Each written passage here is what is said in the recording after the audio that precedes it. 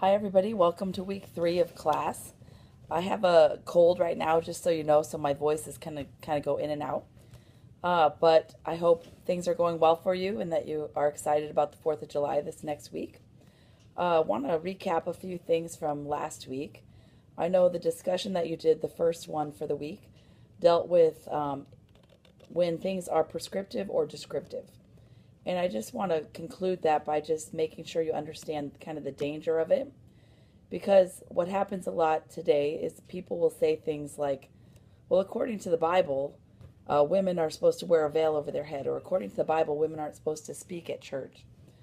And again, what we don't know about Paul's letters is whether he was just describing how things were, or we don't know, if he really intended that to be his prescription for how things should be.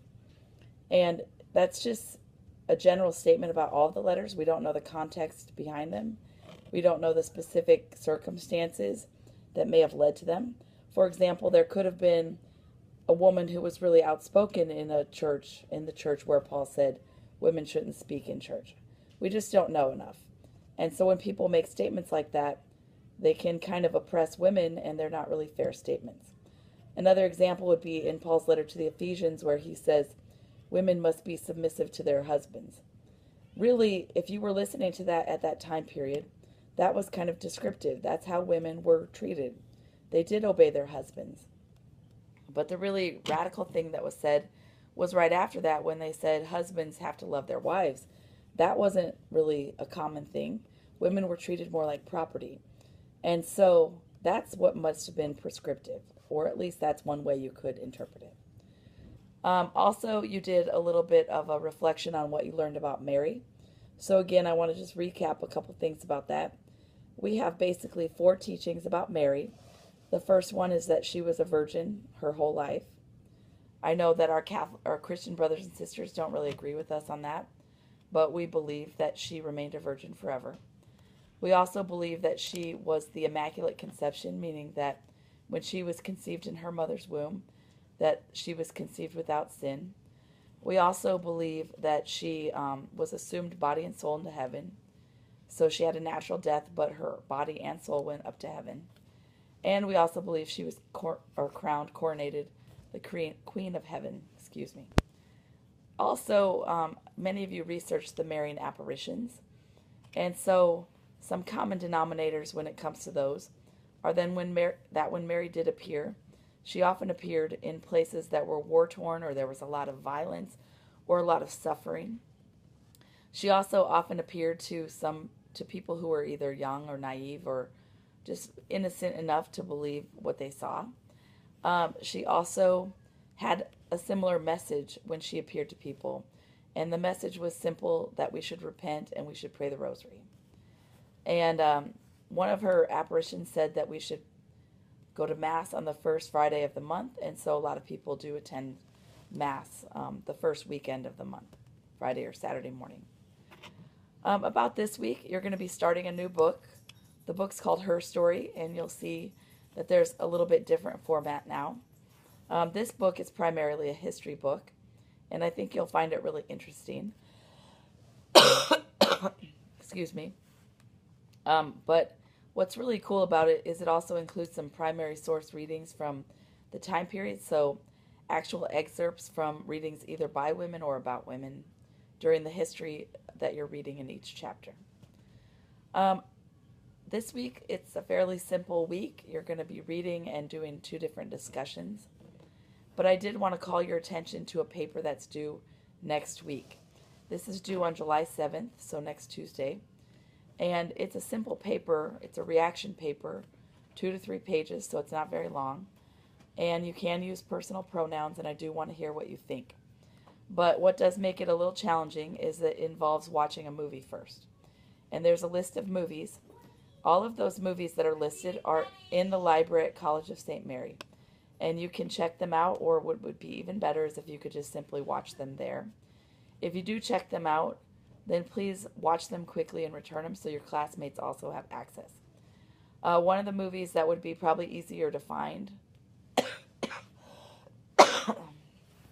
is called Dead Man Walking, and it was the best picture of the year several years ago. And it's a wonderful movie, really good, and I think you'd really love it. All the movies are about real life women who were great examples of faith, religious women. And so I hope you enjoy watching the films. And again, if you do use the ones at the library, please check them out, watch them quickly, and get them back. And figure out a time in the next week that you could do that. Another thing that will be the week after that, and I just want to call your attention to it, is a presentation. You'll videotape yourself doing this presentation.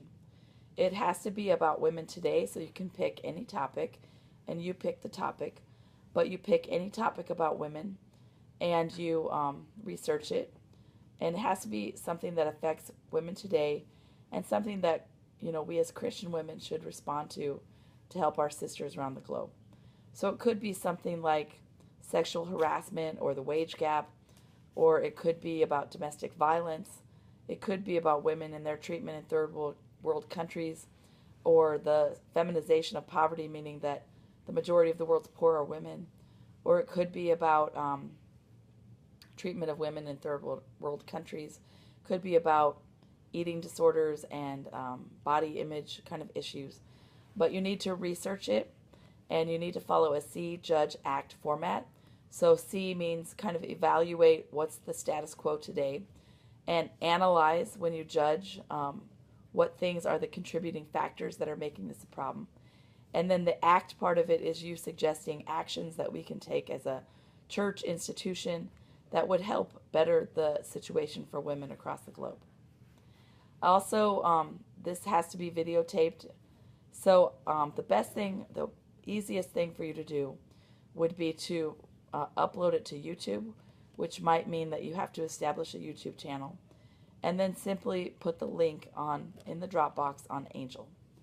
I will try to send an email later this week with another suggestion of something you could do. But again, YouTube is the easiest thing. I will enable Tegrity, but YouTube again would be the best. And just so you know, when I grade you on this, I'm grading you on some speaking skills. So I do need to be able to see you. This is not just you narrating something where I never see you. You do need 4 outside sources. And again, you pick your own topics for it. And I just wanted you to have a heads up about that. One other thing this week is that you'll take the first test.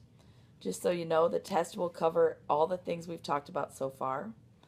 And so it could go back to some questions you've already answered on past quizzes. And the test will have 40 questions instead of 20. And instead of 45 minutes, you have 90 minutes to answer the questions. So if you have any questions about any of those things that are coming up, please let me know. I do hope you have a great holiday weekend with your families, and I'll talk to you next week. Thank you.